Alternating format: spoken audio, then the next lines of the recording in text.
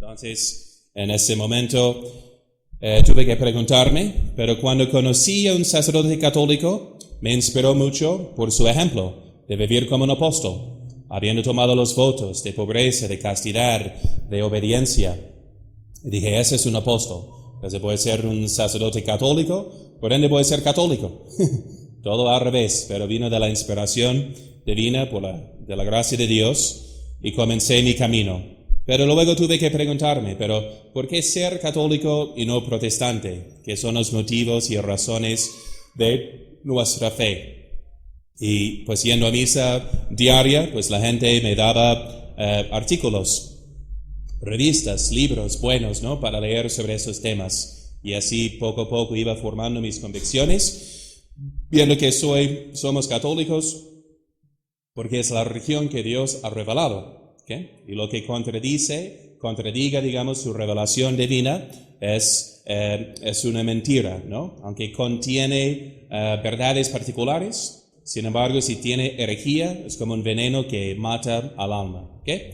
Entonces, eso es un poco de dónde vengo yo, para que entiendan cómo voy a enseñar la clase, ¿no? Que será de esta forma, preguntándose, porque aquí, obviamente, muchos son católicos no más por cultura, ¿verdad?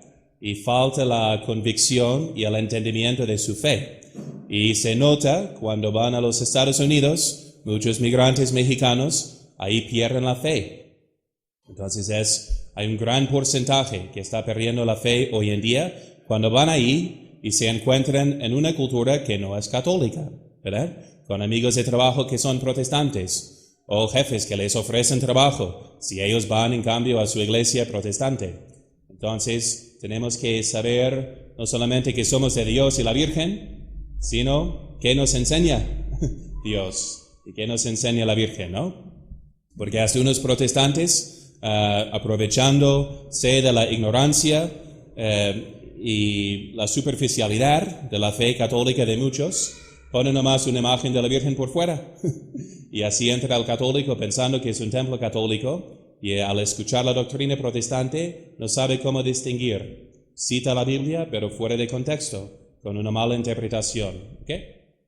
Entonces, vamos a repasar entonces en este curso pues nuestro catecismo, pero siempre preguntándonos ¿por qué? ¿Verdad? Eso es, y obviamente el por qué es porque Dios lo ha dicho, pero tenemos que establecer primeramente este punto. Y además, se va a decir que eso es también el carisma de nuestra orden, la Fraternidad Sacerdotal San Pedro. Tenemos como patrono intelectual de nuestros estudios Santo Tomás de Aquino, ¿okay? El sabio más santo y santo más sabio.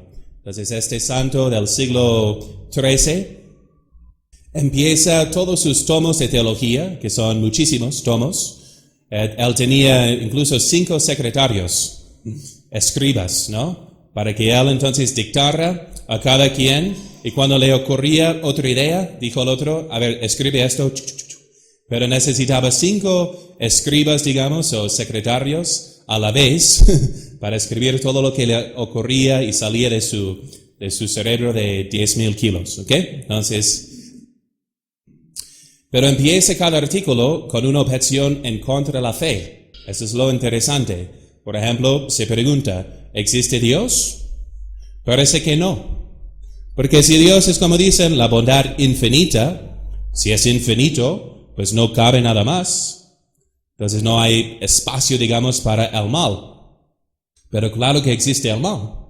Entonces por eso parece que Dios no existe, ¿no? Qué buena objeción. El problema del mal, ¿no? Entonces, ¿por qué suceden cosas malas a la gente inocente, etcétera? Si Dios existe, si es todopoderoso e infinitamente bueno.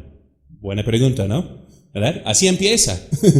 Y hace 2, 3 más objeciones de los materialistas, de los racionalistas en contra de la fe católica. Y luego explica el porqué y responde a las objeciones, ¿no? Las soluciona. De hecho, un enemigo de la fe, Voltaire, de la Revolución Francesa, como un genio malvado, masón, enemigo de la fe, un día le encontraron leyendo la Suma Teológica de Santo Tomás de Aquino. Y se preocuparon, se asustaron. ¿Qué? ¿Qué estás haciendo? ¿Te vas a convertir? Dijo, no. Pero es que no hay mejores objeciones en contra de la fe que las que da Santo Tomás de Aquino. Entonces no siguió leyendo las respuestas, a veces por mala voluntad, pero así es la sabiduría de Santo Tomás de Aquino. Entonces nosotros nos dedicamos a estudiarle por 7 años, leer toda la Suma Teológica, comentarios sobre ella. Entonces fue un tiempo maravilloso, por el cual estoy sumamente agradecido, ¿no? Estudié yo, además, 4 años en la Universidad de Filosofía y Teología antes de los 7 años en el seminario, ¿no? Para darles confianza. Okay. Espero que sí. Bueno, entonces, pero vamos a seguir un discípulo fielísimo de Santo Tomás de Aquino, de la misma orden de predicadores de los dominicos, que es el padre Antonio Royo Marín. Y tiene un libro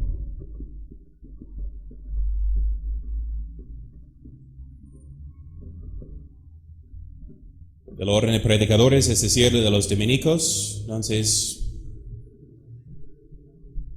todos sus libros son muy buenos, se los recomiendo. Y tiene uno que se llama La Fe de la Iglesia. ¿Okay? Es aún más conocido por sus obras de espiritualidad, a saber, la teología de la perfección cristiana, ¿okay? Que es un libro de más de 1000 páginas que explica sistemáticamente todo lo que uno puede saber y quiere saber de cómo ser santo, cómo practicar las virtudes. Si han tomado clases conmigo, saben que hemos tratado de estos temas y hemos subido también al YouTube, ¿verdad? Muchas de esas pláticas, ¿no? Pero tiene ese libro, resumen del catecismo, digamos, la fe de la Iglesia, pero es muy útil, especialmente si están enseñando a sus hijos o en cursos de catecismo, porque da todas las definiciones que ha definido la Iglesia sobre cada tema. Y eso es importante. Ustedes a veces llegan con comentarios, es que pues un padre me dijo tal herejía, ¿no? En su homilía, en el confesionario, y hoy en día es una preocupación grande, ¿no? Que muchos tienen por la crisis en que estamos, de que hay mucha herejía, ¿verdad? Antes, por ejemplo, todo el clero tomaba el juramento antimodernista, ¿no? Porque el modernismo, siendo el resumen o síntesis de todas las herejías, entonces nació como una herejía dentro de la Iglesia. Entonces era difícil de saber, tú eres sacerdote católico, de puesto, de oficio, pero ¿crees en la fe católica o también crees en los errores de los modernistas? Les dije por analogía en el tiempo por ejemplo, de la crisis arriana, entonces por la influencia del imperio, Constantinopla, así tal vez la mayoría de obispos y sacerdotes en sus oficios, en diócesis, etcétera, ¿no? Eran herejes arrianos, porque el Papa no podía quitarlos por el poder del imperio que se imponía, ¿no? A las iglesias. Entonces, pero imagínense la confusión para los fieles que acudían a su templo para encontrar al Padre y no sabían si era católico o no. Por eso las conclusiones al fin de las oraciones, per Dominum nostrum Iesum Christum filium tuum, por nuestro Señor Jesucristo, tu Hijo, que contigo vive y reina en unidad del Espíritu Santo, un solo Dios por todos los siglos de los siglos, ¿no? Estas conclusiones eran en parte para distinguir los buenos de los malos, porque el hereje arriano que no creía en la divinidad de Cristo no iba a decir que Jesucristo es un solo Dios, ¿verdad? Es una de las 3 personas divinas de un solo Dios, ¿ok? Entonces, esa es la importancia de saber su fe y basarla en lo que nos dice la Iglesia. Vamos a ver hoy, ojalá, pues un poco de qué es la definición de la fe. Pero para que no piensen que son mis opiniones, ¿verdad? O las opiniones del tal autor, un buen autor católico, como San Pablo, dice, he transmitido lo que he recibido. Y si un ángel del cielo les anunciare un evangelio distinto de lo que habéis recibido de mí, sea anatema. Así que a los ángeles sean excomulgados si intentan cambiar la fe. Dice, o un apóstol también. Entonces los apóstoles, sus sucesores, los papas, por ejemplo, no pueden cambiar la fe, ni un ángel del cielo, siempre es la misma. Por eso es importante que sabemos qué es la criteria para saber qué es infalible de nuestra fe, la certeza de la fe. ¿Ok? Bien, empecemos entonces simplemente siguiendo a nuestro autor con la definición de la fe. Y siempre empieza con una definición general, que la fe, en el sentido coloquial, como viene del latín, fido fidere, si se quedan para la clase de latín van a entender también las referencias, o del griego pistis, entonces se traduce como fiar o confiar, fiarse, o luego el adjetivo fidus, fiel, ¿ok?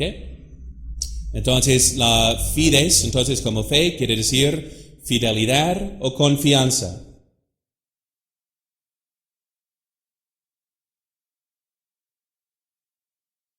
Y esta definición coloquial nos ayuda para fijarnos en el motivo de la fe. Entonces tenemos fe porque confiamos en la persona que nos está hablando, ¿verdad? Y por ende, tomamos por seguro lo que nos dice, ¿verdad? Entonces, esto es importante. Entonces, dice, lo define entonces en el significado real, la fe en general, como no es otra cosa que una persuasión o asentimiento firme a las palabras o promesas de otro, fundado en su autoridad o veracidad. ¿Okay? Ese es un punto importante, parece obvio, pero subraya el hecho de que la fe es algo razonable, ¿verdad? ¿Cuántos proponen pretextos científicos para no creer, ¿verdad? Entonces, no creer hasta ver, ¿verdad? Así dice, ¿no? Hasta ver, no creer. Entonces, eso es razonable, de nunca creer en otra persona, de solo confiar en su propio juicio y lo que uno puede entender y ver. De hecho, nadie vive así, ¿ok? Cuando vamos con el médico, ¿qué hacemos? Entonces, nos confiamos en su palabra. O regresamos a la casa y leemos libros y libros y libros de biología y medicina hasta que confirmemos que es cierto lo que dice. No, todos confiamos. Si es una persona de confianza que recomienda un amigo, tiene una buena práctica, tiene muchos años, es católico, es practicante, ¿okay? Entonces nos da la confianza. ¿Okay? Igual con el mecánico, igual con cualquier... Generalmente creemos en las personas si no hay un motivo de dudar, ¿no? Entonces, si nos está pidiendo dinero al mismo tiempo, luego sentimos dudas de ver que... ¿De veras vienes de Guatemala? No sé. Ok. Entonces, a ver, nómbrame la calle principal en tal ciudad. Ya con el mapa Google, entonces se puede sacar de dónde vienes exactamente. Ok. Bien. Ok. Entonces, ¿y en quiénes confiamos primeramente? Pues en nuestros papás, ¿verdad? Que nos enseñan la fe, ¿no? Es por eso de niños estamos expuestos a pelear, ¿verdad? Hasta de golpes en la primaria, por si alguien cuestiona a nuestros papás, ¿no? Mi papá me dijo, tu papá estás equivocado. ¿Cómo? No puede ser, ¿no? Vamos a la lucha, ¿ok? Pero obviamente toda esta fe humana no es tal cual infalible, ¿ok? Entonces, porque por ser una fuente humana, de personas humanas, entonces pueden equivocarse. Por eso buscamos los que tienen sus credenciales de haber estudiado, etc. ¿Ok? Bien. ¿Preguntas? ¿Okay? Eso es simplemente la fe humana, la fe en el sentido general. ¿Ok? Bien, ahora vamos entonces a lo que es la fe divina. Obviamente tenemos la definición de San Pablo, pero vamos a ver que no es una definición técnica, pero es más bien para animar a la gente en cuanto al fin o al propósito, la meta de nuestra fe. Y dice que la fe es la garantía de lo que se espera, la prueba de las cosas que no se ven. ¿Okay? Entonces, eso es de San Pablo en su carta a los Hebreos, capítulo 11, versículo 1, que la fe es la garantía de lo que se espera y la prueba de las cosas que no se ven. ¿Okay? Eso se refiere a la finalidad de la fe, en cuanto es la garantía o la posesión de lo que se espera. Y vamos a ver que la fe es el principio de la justificación, que la fe ya hace lucir pues esta luz divina, ¿verdad?, en nuestra mente. Entonces ya es de ver a Dios cara a cara en las tinieblas, ¿no? Entonces ya es el preludio de la vida eterna, ya es la garantía de lo que se espera, ¿no? Obviamente en su epístola a los Hebreos menciona la fe de todos nuestros antepasados, ¿no? De Abraham y cómo andaban por fe y no por vista. Cuando Dios le pidió que saliera de su patria, entre su parentesco, y que fuera a un lugar desconocido, obedeció. Cuando le dijo que por ti serán bendecidas todas las naciones, las gentes de la tierra, creyó, aunque su mujer ya estaba viejita y no sabía cómo iba a concebir y cómo se iba a llevar a cabo. Cuando Dios le pidió sacrificar luego a su primogénito, al hijo de la promesa, sin cuestionar, obedeció, ¿no? Con esta confianza absoluta en Dios. Hay mucho de, obviamente, meditar en nuestro padre Abraham, ¿ok? Bien, entonces cuando vamos a la definición más exacta, nos la da el Concilio Vaticano I, ¿ok? Si hubo un concilio primero del Vaticano, ¿ok? Muy importante. Vaticano.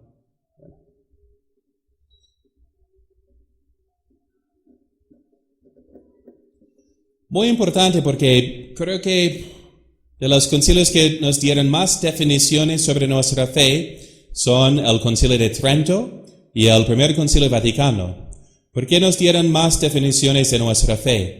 Generalmente se convoca un concilio para responder a los errores, ¿ok? Es para definir la fe en contra los errores de los herejes. Entonces, Lutero y Calvino cuestionaron todos los fundamentos de la fe. Por eso el Concilio de Trento tuvo que definir, pues, qué son los sacramentos, qué es la regla de la fe, las Sagradas Escrituras, la Sagrada Tradición, quién es la Virgen María, etcétera, etcétera. Nos dieron un montón de definiciones de la fe, porque los protestantes cuestionaron casi todos los artículos de la fe. Luego, ¿qué fue la herejía entonces en tiempos del Concilio Vaticano I? Estamos hablando del siglo XIX.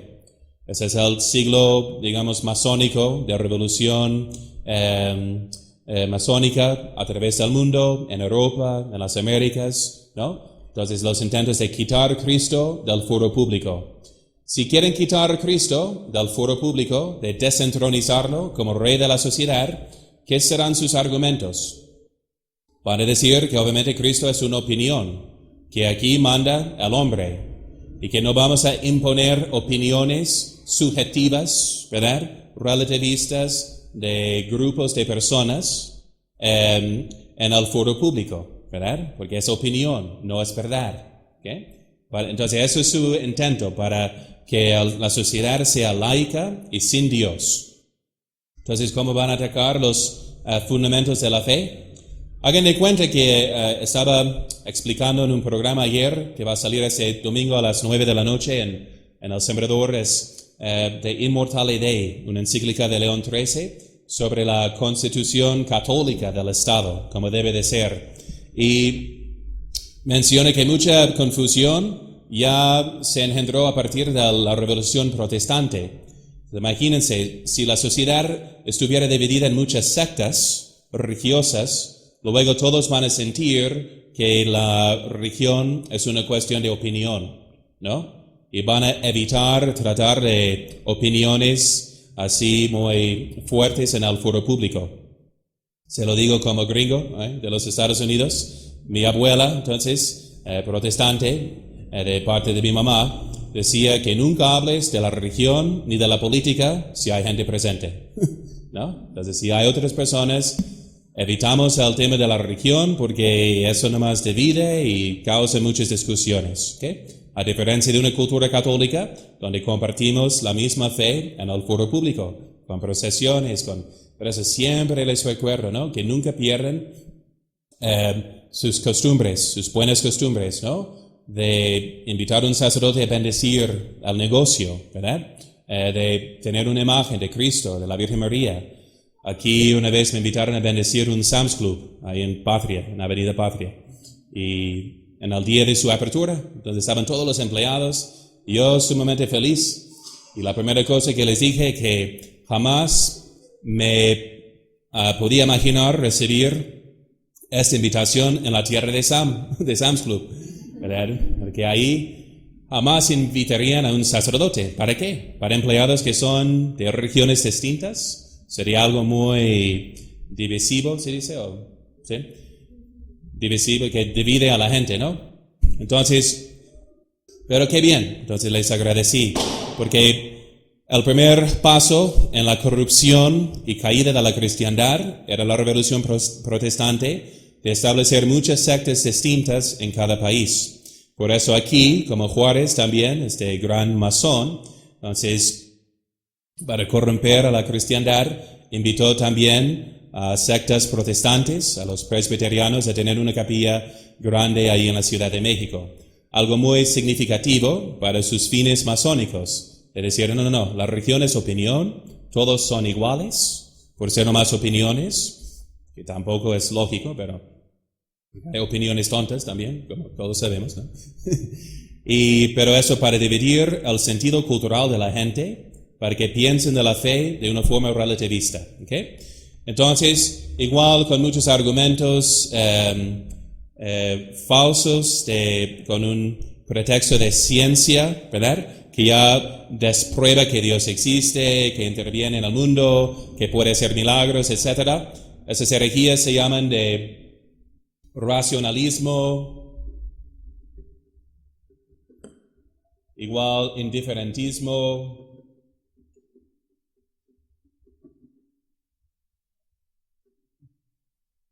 ateísmo, materialismo, esos ismos que niegan que Dios existe, que puede actuar en el mundo, es lo que eran los errores comunes en el siglo XIX, cuando se convocó al primer Concilio Vaticano para condenar esos errores. ¿Okay?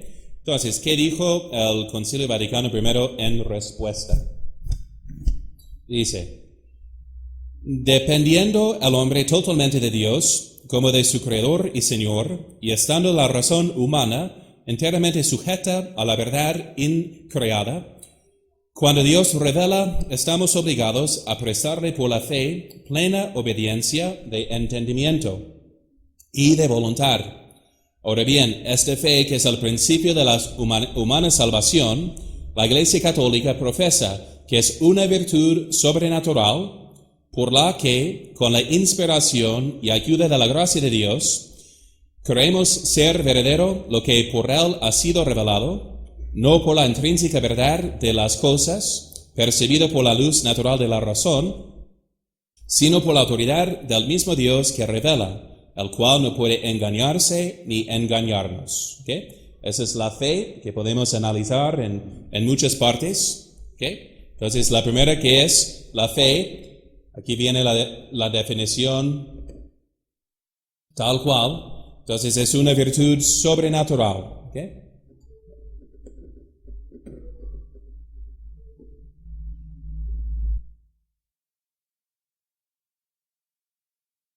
¿Okay? ¿Qué quiere decir por ser una virtud sobrenatural?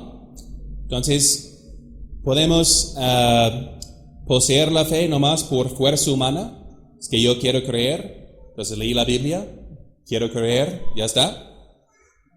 No, entonces, por ser una virtud sobrenatural, entonces es decir que es infusa por Dios en nuestra alma.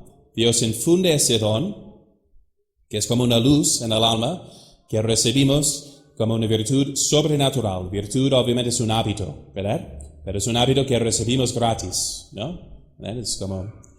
Bien, como un esteroide espiritual, ¿ok? Sin hacer esfuerzo, de repente, ya eres más fuerte, ¿ok? Entonces Dios pone esta virtud de la fe en el alma, un hábito que es sobrenatural, es decir, divino, ¿ok?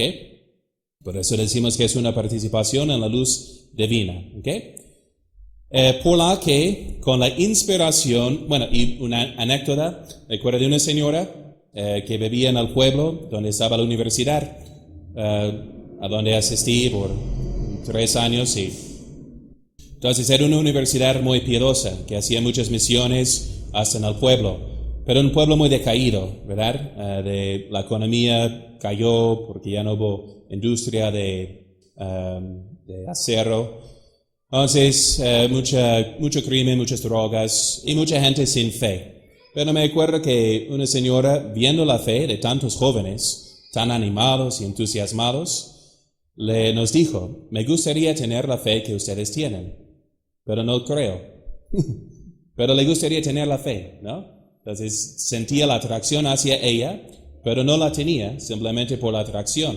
¿Ok? Entonces, vamos a ver entonces que no es es un don de Dios, ¿ok? Por la que con la inspiración y ayuda de la gracia de Dios, ¿ok? Virtud sobrenatural, con vamos a poner, ayuda de Dios, al auxilio divino,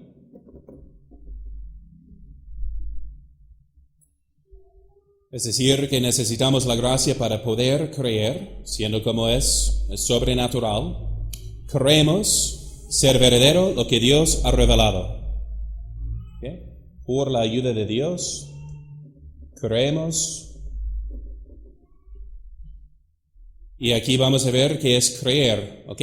Regresando a la definición de tener esta confianza, ¿verdad? En el que nos está revelando. ¿Ok? Entonces no es igual a la ciencia, porque no vamos a ver la verdad intrínseca de las cosas. ¿Ok? Ser verdadero lo que Dios ha revelado.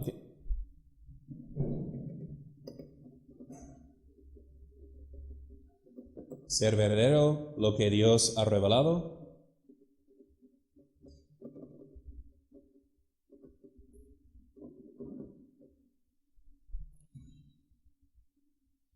No por la intrínseca verdad de las cosas percibidas por la luz natural de la razón, sino por la autoridad del Dios que revela.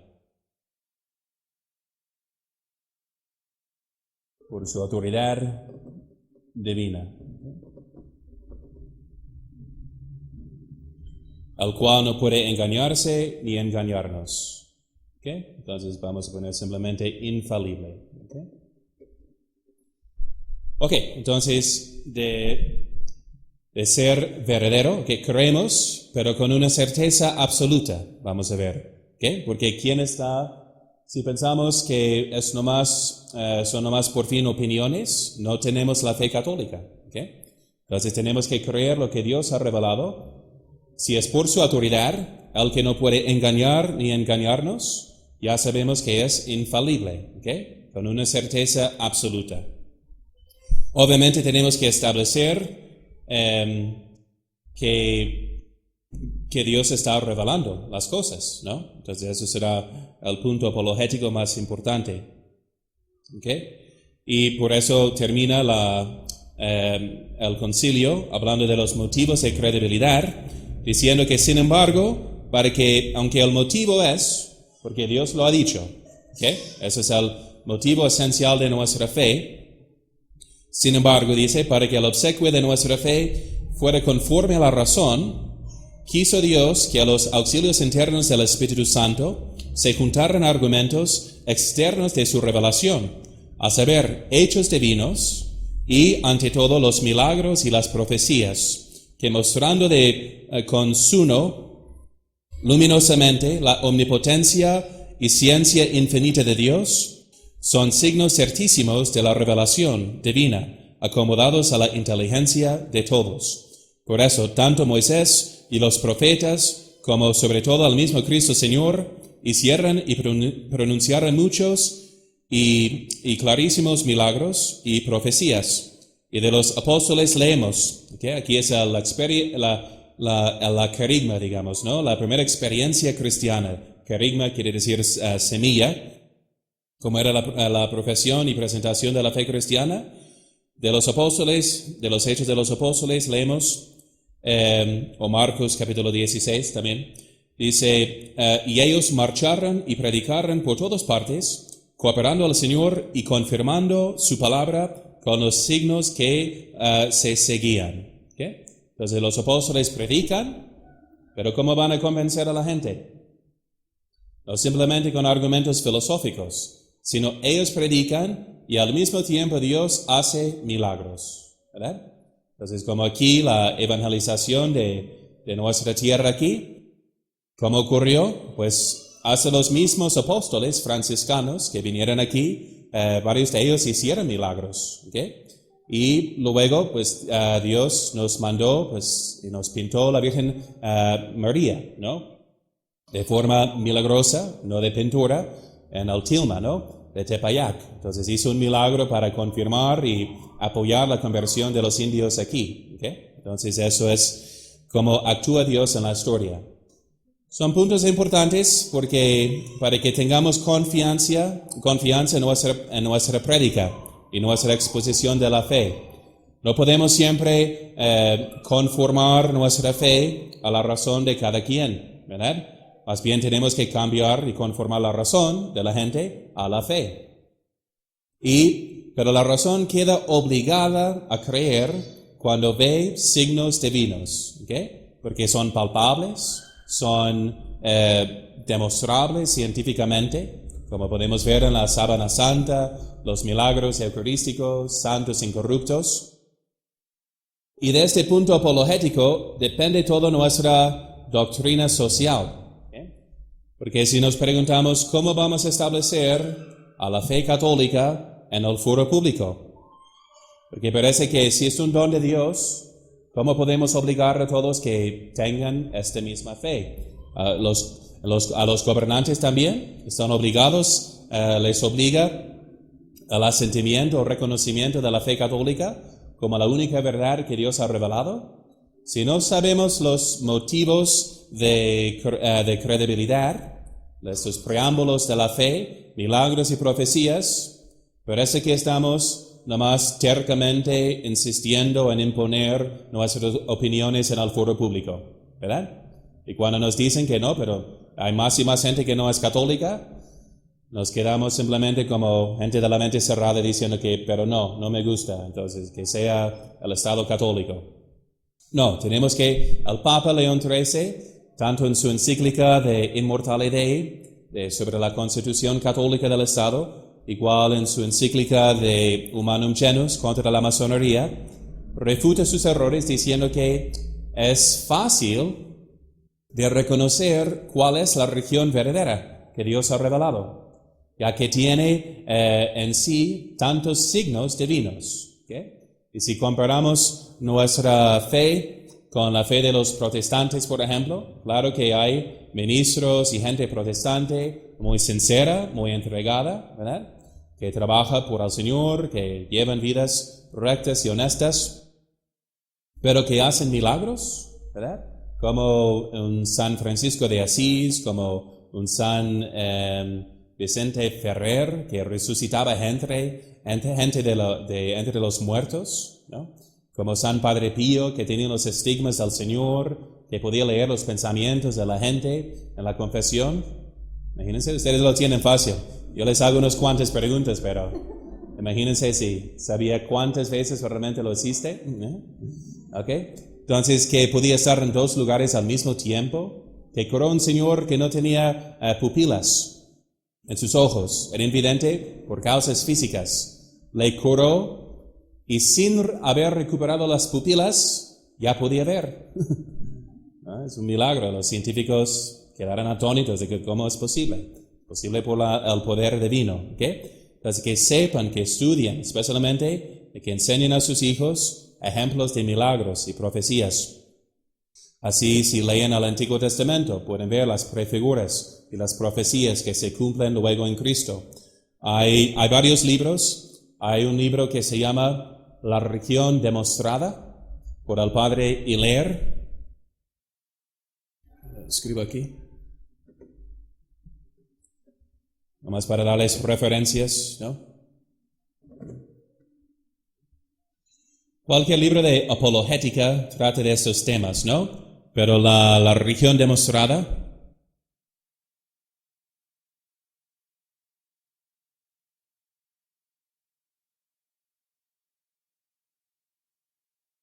por el Padre y leer. ¿Okay?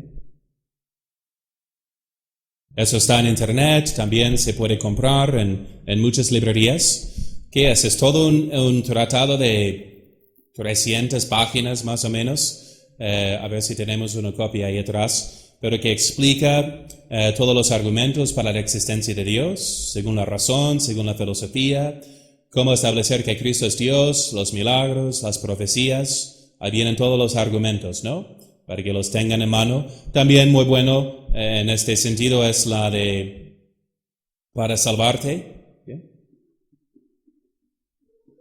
Por el padre Jorge Loring. En paz descanse. Un jesuita de antes, así, fuerte en la fe. Y los jesuitas, ellos, les mencioné que estudié por 11 años, ellos siempre estudiaban por 12 años, ¿no?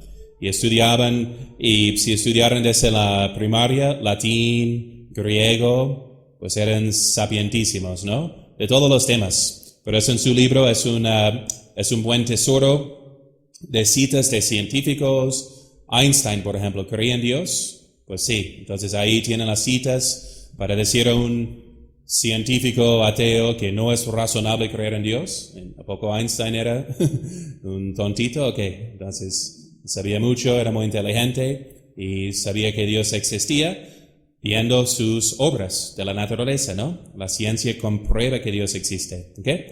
Entonces, este libro también buen tesoro para sus, que va de temas para explicar y dar citas, ¿no? En defensa de la fe, ¿ok?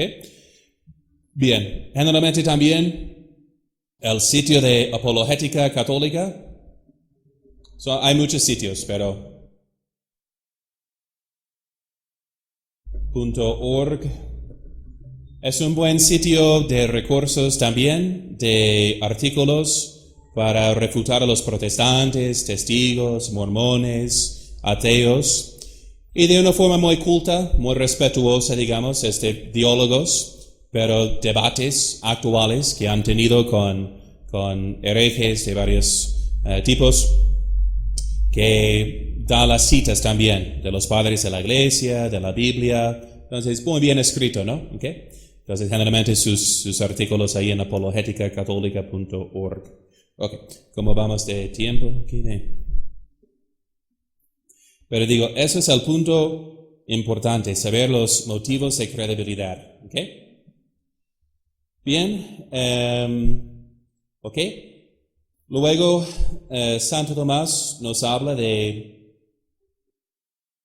el acto de la fe divina como acto, diciendo que por lo mismo la fe como acto puede definirse de una manera más explícita. Es el asentimiento sobrenatural por el que la mente, bajo el imperio de la voluntad y el influjo de la gracia, se adhiere firmemente a las verdades reveladas por la autoridad de Dios revelante. ¿Okay? ¿Qué es la lección de sacar de esta definición? Que el acto de la fe incluye también un acto de la voluntad, ¿no? ¿Y por qué? Porque la razón no ve la verdad intrínseca de las cosas.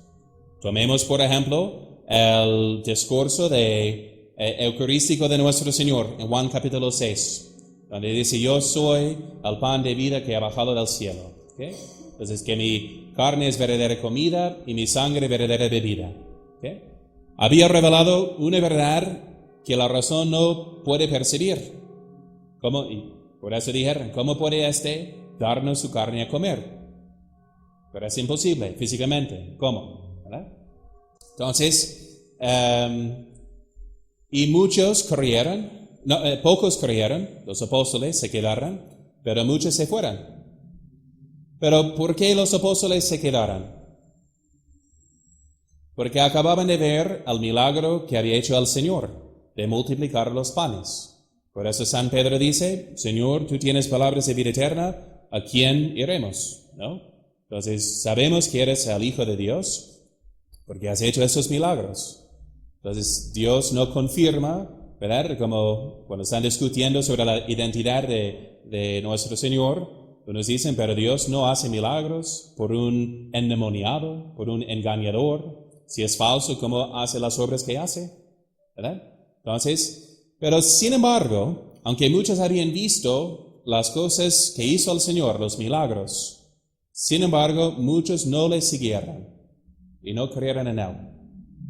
No faltaba motivo razonable, pero ¿qué faltaba? El acto de la voluntad. ¿Qué?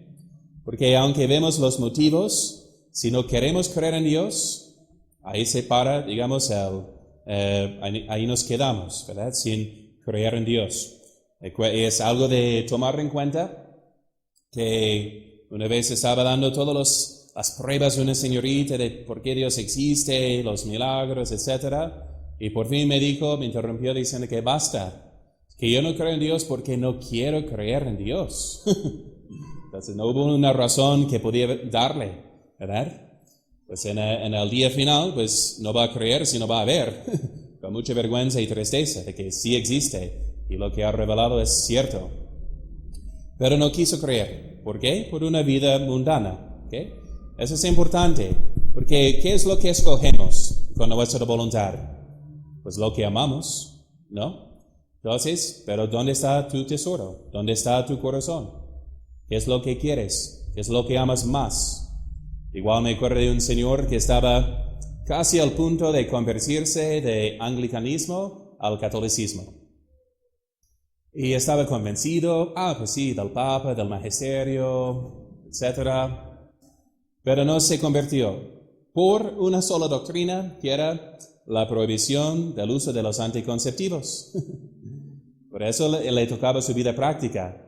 Es decir, entonces, que tendré que tener más hijos, o de contenerme más, de más tiempo, si hay causa justa de esperar para tener otro hijo. Eso afecta a mis deseos más fuertes. Entonces, no quiero creer todavía, ¿no? En las verdades de la fe. ¿Okay? Es importante, por ende. Entonces, si fueres al chamuco, ¿okay? No digo que eres al chamuco, pero si fueres al chamuco, entonces, ¿qué harías o si fueres un secuaz del chamuco? ¿Qué hacen? ¿Qué está pasando ahora en México en cuanto a la persecución? Hace menos de 100 años hicieron todo el esfuerzo, desde Juárez, digamos, de robar a la iglesia, de perseguir a la iglesia, de matar a los ministros. Una revolución tan sangriente. ¿Y para qué? ¿Por qué no siguen haciendo eso? ¿A poco ganamos nosotros, los católicos, la guerra? No. Ellos se quedaron con el poder que querían, que para poder dirigir las escuelas, las instituciones públicas y los medios de comunicación. Si tienen esto bajo su poder, esas son armas 1000 veces más eficaces que una pistola. Porque ¿qué pasó cuando nos persiguieron? Unos perdieron la fe, pero muchos profesaron su fe de forma heroica, de modo que han inspirado a futuras generaciones, de modo que todavía lleguen de los pueblos y de aquí también, pues centenares de seminaristas cada año. Y solo aquí. El segundo lugar tiene como 300 seminaristas y aquí tenemos más de 1000.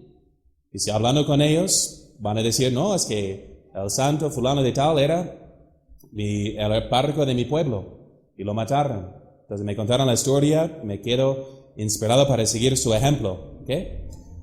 Entonces la sangre de los mártires es la semilla de la fe, ¿verdad? Dice Tertuliano. Entonces, ¿qué será más eficaz para acabar y apagar, digamos, la luz de la fe en la gente? Pueden dar argumentos falsos, ¿ok?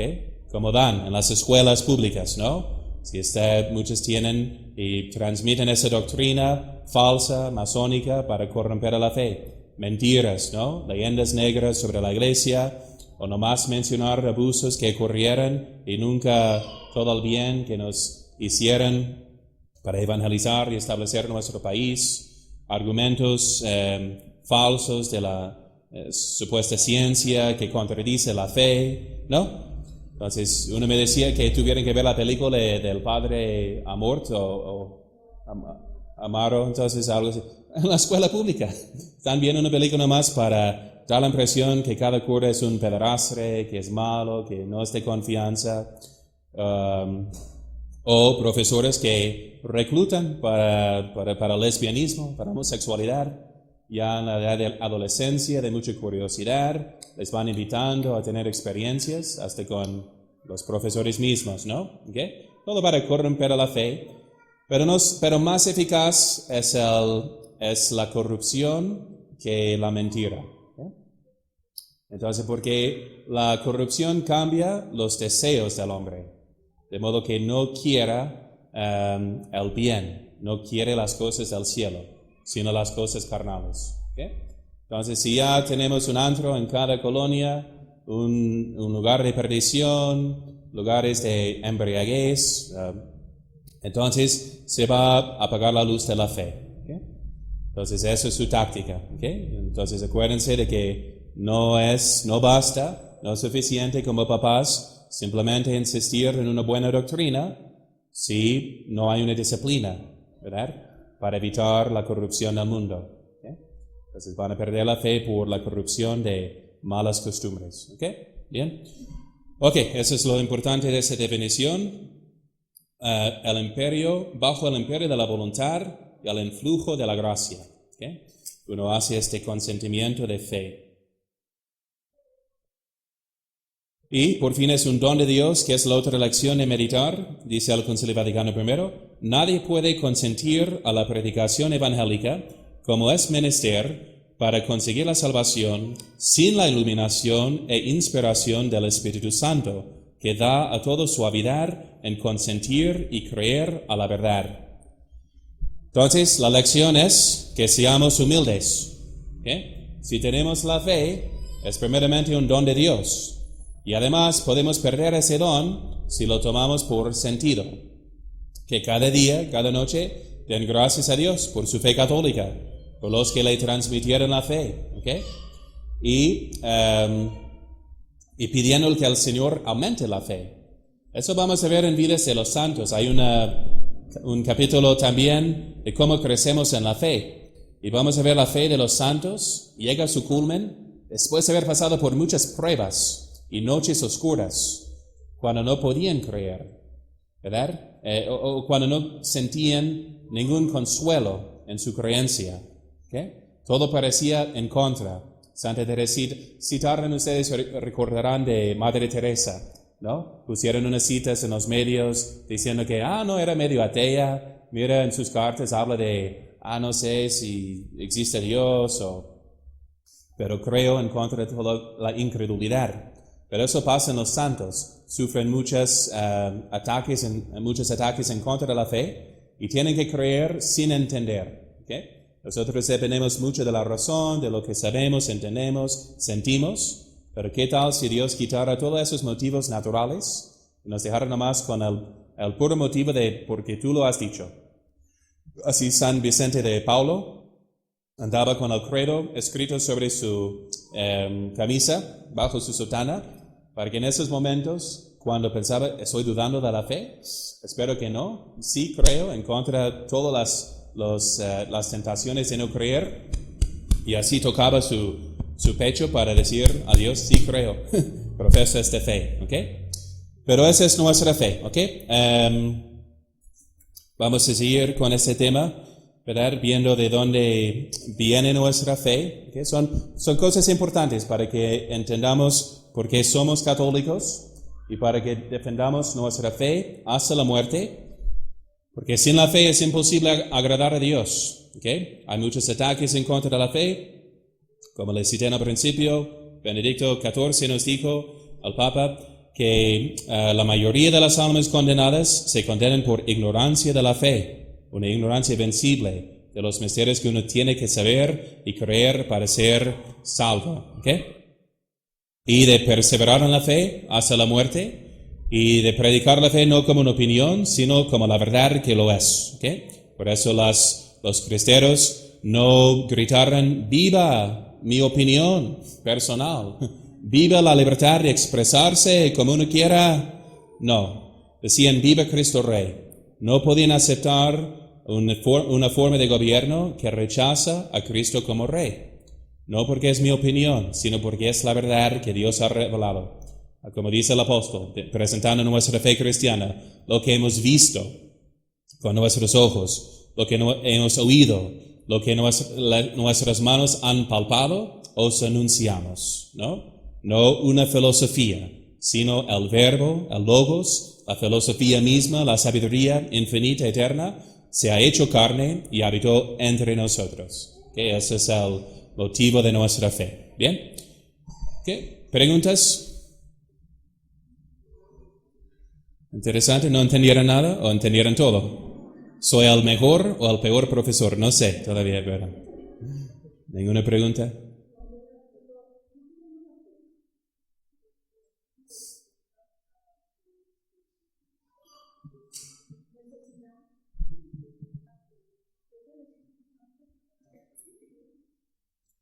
Sí, exactamente. El hecho de que ya queremos creer ya sobre el Espíritu Santo, ¿no? Es por la gracia de Dios somos lo que somos. Vamos a ver definiciones en contra de los pelagianos que tenían ese concepto. Dios propone, yo acepto, nomás con mi libre albedrío. Si nadie puede decir que Jesús es el Señor, si no es por moción del Espíritu Santo, ¿verdad? Entonces, es por ende, si ya queremos abrazar la fe, ya es una gracia que hemos recibido. De nuestra parte es importante tener los deseos rectos, ¿ok? Porque hay una gran diferencia cuando dicen que la mayoría se condenan por ignorancia de la fe, una ignorancia vencible, ¿ok? Por ejemplo, ¿cuántos al preguntarse, pues, ¿dónde está Dios? ¿Qué es la verdad? ¿Cómo probar la religión católica como la verdadera? ¿O qué está en la tele? Ya son las 8, ya voy a ver los Simpsons, ¿ya? Entonces, no. Entonces, este hombre, por su ignorancia de la fe, es una ignorancia vencible o invencible. Tiene horas para la tele y ninguna para la fe. Entonces, es una ignorancia culpable, ¿ok? A diferencia de personas, me acuerdo de un señor en un restaurante, mesero, en los Estados Unidos, muy sincero. Al ver la sotana, tenía